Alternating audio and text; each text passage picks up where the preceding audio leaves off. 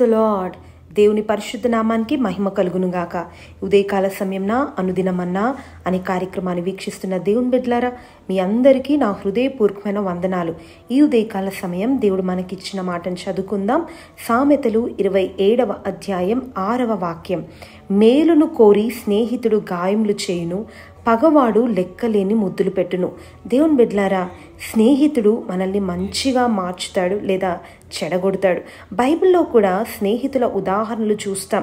దావీదు మరియు యోనాతాను, యోబు అతని స్నేహితులు, దానియేలు మరియు అతని ముగ్గురు స్నేహితులు, ఇంకా దేవుడు తానే అబ్రహామును తన స్నేహితుడు అని పిలుస్తాడు. కాబట్టి మన స్నేహితులను ఎన్నుకునేటప్పుడు చాలా జాగ్రత్త వహించాలి. వాక్యమే చెప్తుంది, దుష్టునితో స్నేహం మంచి నడవడికను పాడు చేస్తుందని. దేవుని బిడ్డలారా, ఏది ఏమైనా, మీరు ఏది కలిగి ఉన్నా ఉండకపోయినా ఒక మంచి స్నేహితుడు మీకు అవసరం.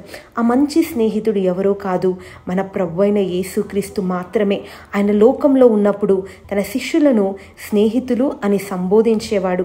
ప్రియ దేవుని బిడ్డలారా, మంచి స్నేహితుడు అంటే ఎల్లప్పుడూ మీ చెంత ఉండేవాడు మాత్రమే కాదు. ఒక మంచి స్నేహితుడు ఎవరు అని అంటే, తప్పు చేస్తే సరిదిద్దుతాడు. మనం తప్పు చేస్తే మనల్ని సరిదిద్దే స్నేహితుడే నిజమైన స్నేహితుడు. మనకు బోధిస్తాడు, మనల్ని నడిపిస్తాడు మరియు ప్రేమిస్తాడు. ప్రియ దేవుని బిడ్డలారా, మనం దేవుణ్ణి గౌరవిస్తాం కానీ అర్థం చేసుకోము చాలాసార్లు. అందుకే దేవుడు మనల్ని గాయపరుస్తాడు. ఆయన మనల్ని గాయపరుస్తున్నప్పుడు మనం ఆయనను ప్రశ్నిస్తాం, నిందిస్తాం, కొన్నిసార్లు ఆయనకు దూరంగా కూడా వెళ్ళిపోతూ ఉంటాం. కానీ ప్రియ దేవుని బిడ్డలారా, బైబిల్ ప్రకారం మేలు కోరి స్నేహితుడంట గాయాలు చేస్తాడని రాయబడి ఉంది.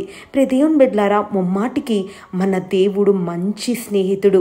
మనం తప్పు చేసినప్పుడు, ఉండకూడని దగ్గర ఉన్నప్పుడు, మనం చేయకూడనివి చేసినప్పుడు ఆయన మనల్ని గాయం చేస్తాడేమో కానీ ఆయనే మరలా మన గాయాలు కడతాడు. ప్రియ దేవుని బిడ్డలారా, ఇటువంటి చిన్న సంకేతంను దేవుడి నుండి అర్థం చేసుకోలేక శత్రువు పెట్టే ముద్దులకు పడిపోతూ ఉంటాం.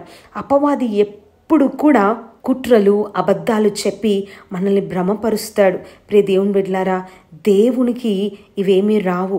ఆయన మన శారీరక, మానసిక మరియు ఆత్మీయ మేలును కోరేది మన దేవుడు ఒక్కడే. ప్రియ దేవుని బిడ్డలారా, ఏది కావాలి అనన్నా మన దేవుని దగ్గరికి మనం వెళ్దాం. ఎందుకంటే ఆయన మన నిజ స్నేహితుడు. కొన్నిసార్లు మనం ఆయనకి దూరంగా వెళ్ళిపోతున్నప్పుడు, కొన్నిసార్లు దేవునికి విరోధమైన పనులు చేస్తున్నప్పుడు, కొన్నిసార్లు దేవుణ్ణి ఆయాసపరిచే కార్యాలు మనం జరిపిస్తున్నప్పుడు దేవుడు మనల్ని గాయపరుస్తాడు. ఆ గాయం కొన్నిసార్లు మనకు నొప్పిగా ఉండొచ్చు.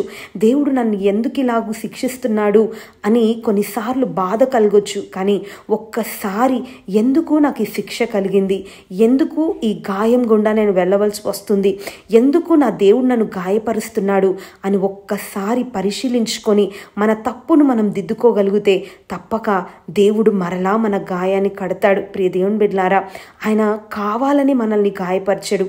తప్పనిసరి పరిస్థితిలో కేవలం ఆయన గాయాన్ని అనుమతిస్తాడే కానీ కనీసం ఆ గాయాలైనా మనల్ని ఆయన వైపు పరిగెత్తేటట్టు చేస్తాయేమో అని ఆయన మనకు గాయాన్ని అనుమతిస్తాడు. ప్రియ దేవుని బిడ్డలారా, ఒకవేళ మీరు గాయపడిన పరిస్థితిలో ఉన్నారా, ఒకవేళ దేవుని శిక్షను అనుభవిస్తున్నారా, ప్రియ దేవుని బిడ్డ, బాధపడకండి. ఆయన మిమ్మల్ని గాయపరిచాడు అనంటే ఆయన మన మేలు కోరుతున్నాడు. నిజంగా మనం ఎందుకు గాయపరచబడ్డాం, ఎందుకు ఈ భయంకరమైన పరిస్థితిలో ఉన్నాం, ఒక్కసారి పరిశీలన చేసుకొని దేవునికి విరోధమైన కార్యాలు ఏవైనా ఉంటే వాటిని తొలగించుకొని మరలా దేవుని సన్నిధిలో పశ్చాత్తాపపడితే, ఏ పరిస్థితిలో నువ్వు గాయపరచబడ్డావు, ఏ పరిస్థితి నిన్ను కృంగదీస్తుందో దేవుడు మరలా నీ గాయాలన్నీ కట్టి నిన్ను లేవనెత్తబోతున్నాడు. ప్రియ దేవుని బిడ్డ, ఒకవేళ అపవాది ఉచ్చులో నువ్వు పడిపోయి, వాడు పెట్టే భ్రమలో నువ్వు చిక్కబడిపోయి దేవునికి దూరమైపోతే ఉదయకాల సమయంన ఒక్కసారి దేవుడు మరలా నిన్ను పిలుస్తున్నాడు. నీ తప్పును సరిదిద్దుకొని ఆయన దగ్గరికి నువ్వు రాగలిగితే తప్పక నీ జీవితంలో మేలు కలుగుతుంది. ప్రియ దేవుని బిడ్డ, మనందరం కూడా నిజ స్నేహితుడైన యేసయ్య వైపు చూద్దాం. ఆయన స్నేహంలో ప్రేమ దొరుకుతుంది, ఆయన స్నేహంలో ఆదరణ దొరుకుతుంది, ఆయన స్నేహంలో మనం బాగుపడతాం. కాబట్టి ఆయనను మన జీవితానికి స్నేహితుడిగా మనం చేర్చుకుందాం. ఆయనే మన నిజ స్నేహితుడు, మన కొరకు ప్రాణాలను అర్పించినటువంటి ప్రాణ స్నేహితుడు. అందరం ఆయన వైపు చూసి ప్రార్థనలో ఏకీభవిద్దాం. ప్రార్థన. ప్రేమ కలిగిన దేవా, పరిశుద్ధుడా, మీకు స్తోత్రం. ఇదిగో ప్రభా, ఉదయకాల సమయమున ఇదిగో మేలు కోరి స్నేహితుడు గాయం చేస్తాడని, పగవాడు లెక్కలేనన్ని ముద్దులు పెడతాడని ఇదిగో మీరు మాట్లాడారు. నిజమే ప్రభా, మా జీవితంలో ఒక గాయం గుండా మేము వెళ్తున్నాం. మా జీవితంలో ఒక కష్టాన్ని మీరు అనుమతించారంటే మా మేలు కోరే మీరు చేశారని మీరు మాట్లాడారు.